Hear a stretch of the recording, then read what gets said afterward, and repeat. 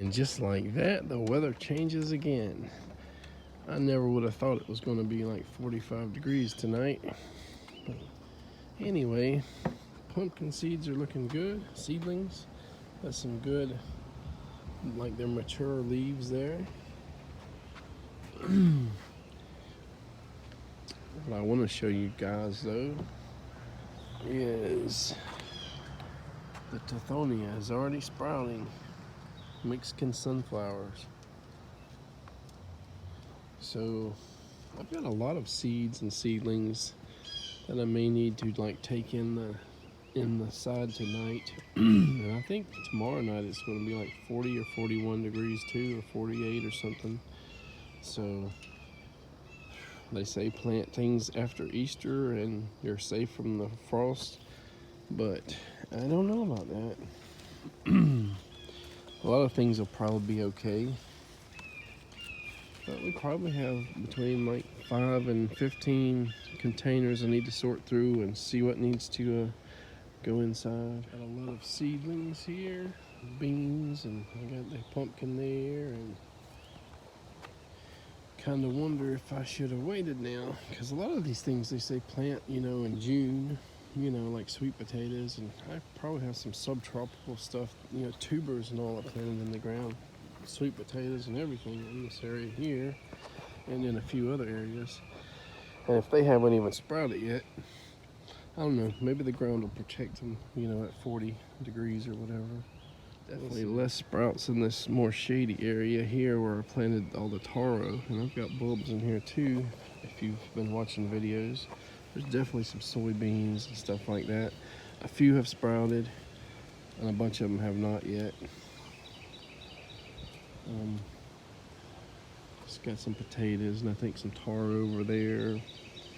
But yeah, I got taro and malanga and sweet potatoes and various beans, probably like 3 types of beans I've thrown out. So I don't know if all of them are if I'm gonna get 3 varieties all sprouting, because some of them I threw out a few weeks ago and we've had some cold weather, I guess.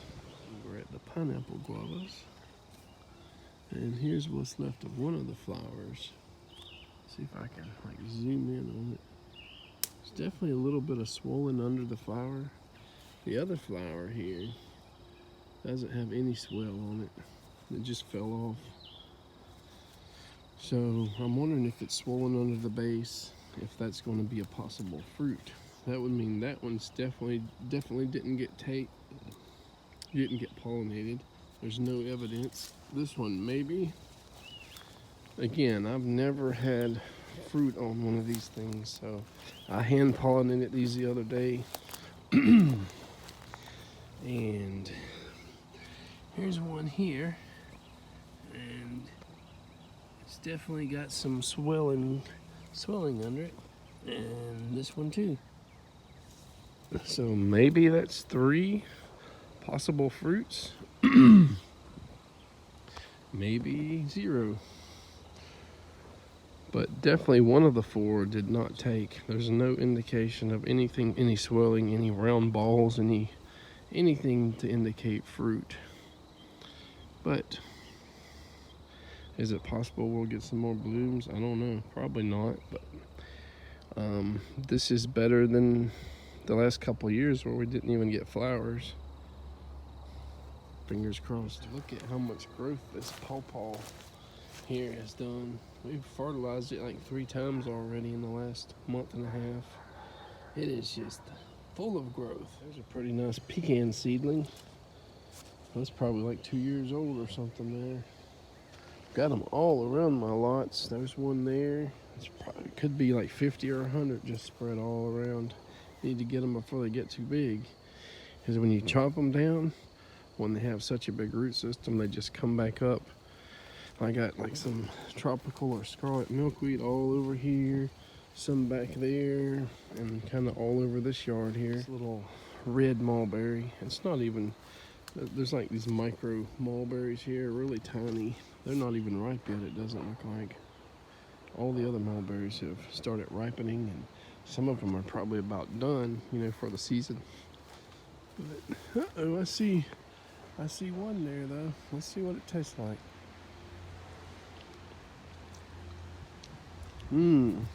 Tastes just like the dwarf everbearing. We just usually don't get a big amount, and they're so small. They're smaller than the dwarf everbearing, although some of them are similarly sized. I wonder if we start fertilizing it, if it would be better quality. We definitely have some new stuff sprouting. It looks like 4 or 5 things in this papaya thing, 6 maybe. So the papaya seeds may be just starting to sprout, and all these other things are weeds. I can't promise you that's a papaya, but you know, we just have a flush of we had a couple little rains, and now we got a flush of sprouting something. We'll see when it gets bigger if it's papaya or just more weeds. There's one there too, so 7. At least 7. Just note that if you decide to plant plants that you need to possibly hand pollinate for a while, plant them close together. I gotta go like 6, 7, 800 feet, maybe more, somewhere along that, to go back and forth between hand pollinating my pawpaws. Now, if all of them were actually in bloom, we wouldn't have to do that, because each row of pawpaw plants, we have, you know, at least a few in every area, right? But where our Florida panhandle seedling is, there are none blooming. Where our sunflower is, there's an NC1 that has bloom heads. One of the heads hasn't swollen, you know, in weeks. The other one might be just starting to swell, so it may open a single flower, and by the time that one opens, there may not be any more like female flowers, at least on any of the other pawpaw trees. I do not really want to pollinate a bunch of the sunflower ones. We already have a group of like 3,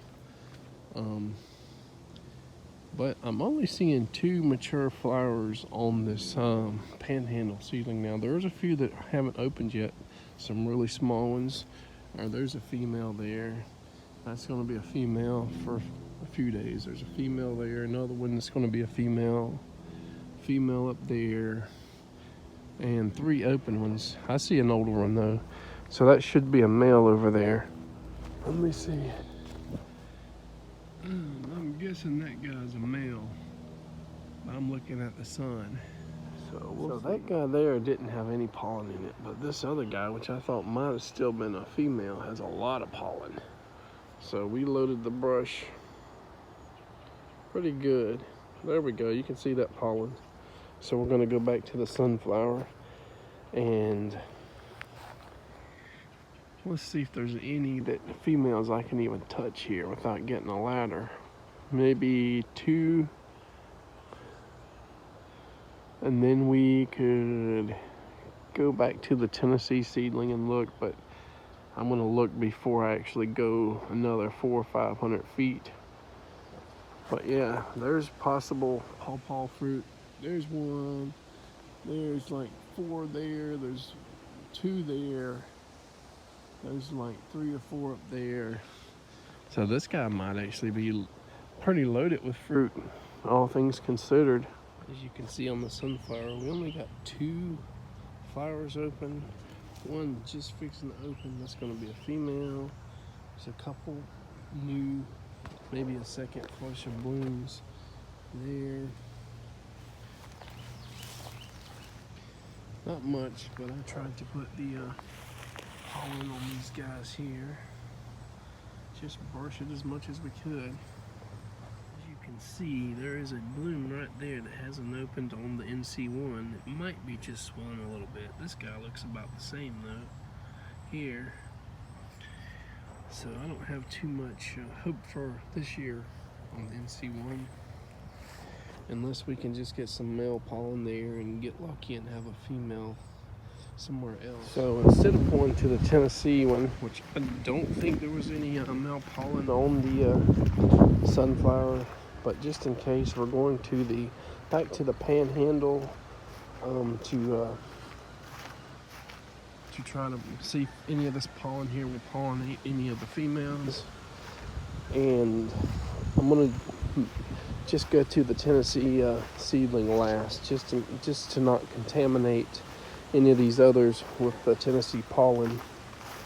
Back at the Panhandle one, I don't even know if I can get any pollen there, but in this little flower, there's one way up there. Let's see. Probably need to do that one off camera. That's a male, so I'm not going to touch it right now. This one is the one I couldn't get any pollen off of. It looks like a male, but maybe it's just fixing the transition from female to male. That one's not quite open.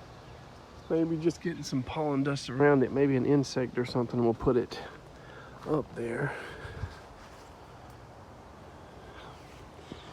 Stuff up there, let me see. I might be able to pull a branch down for a couple of these, but I'm gonna have to do it off camera. Going back to this other male that is loaded up on pollen, and we're just gonna see if there's anything I can hit with on the Tennessee seedling.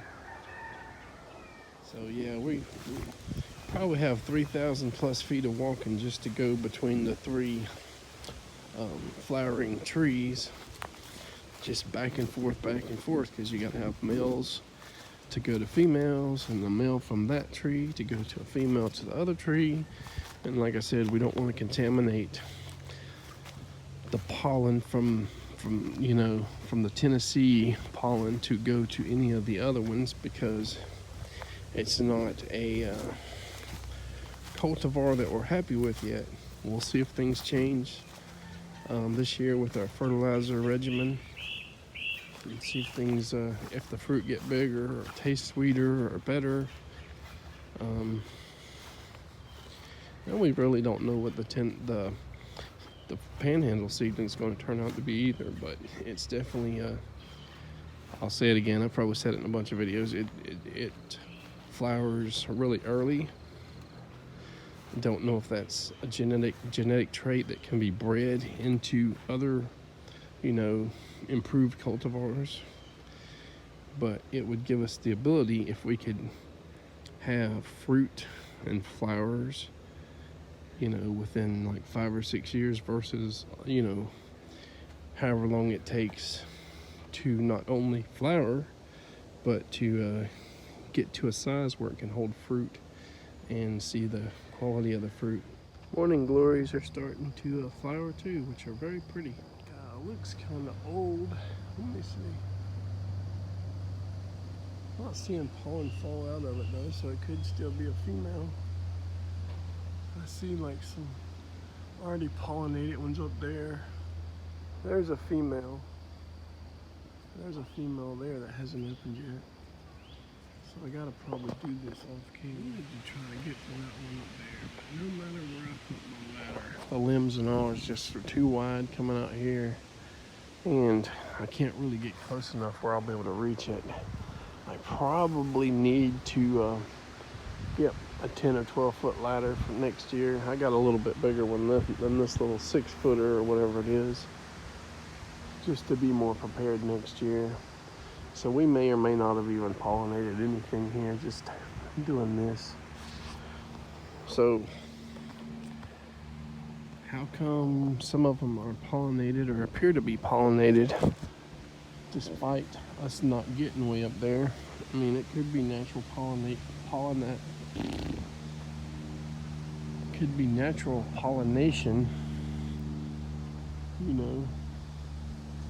from wind, insects, whatever, beetles, flies. But when we pollinate down low, there's going to be more than one granule of pollen on the females too. So it's possible that when we pollinate some low flowers, those same flies and beetles are going to hit those flowers, collect some of the pollination on their feet or whatever, go to the flower up here, and some of that male pollen might be hitting multiple flowers just because of the insects that are moving between a single tree versus going 800 foot or 500 foot one way or whatever. or, you know, 800 to 1,000 foot, you know, from the farthest trees. That's just a theory, because in the past only, you know, 2 or 3 fruit get pollinated each year here, and I see more potential pollination than that this year. And the other trees aren't near as big as this. You know, the sunflower is, you know, I don't know, 4 foot, has a lot of flowers, but, you know, there's a lot of, you know, there's buildings and other trees and forests and turns and twists to get here. It's not a straight run, you know, where you just go fly one direction to get here. So I don't know.